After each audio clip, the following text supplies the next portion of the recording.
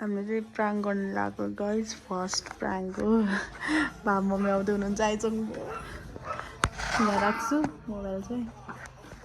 TV फुट्यो भन्नु के हो बाबालाई भन्नु के हो टिभी त फुलाले आएर नि ल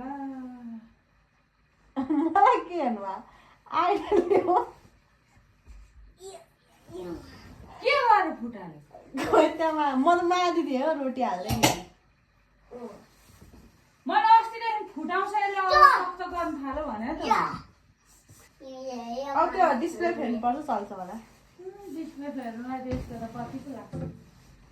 बाबाले सिकाउनु भयो कि त्यहाँ हान्न हान्न चाहिँ कहाँ त्यो हान्न सिकाएको छ यस्तो यस्तो पनि सिकाउनुहुन्छ नि त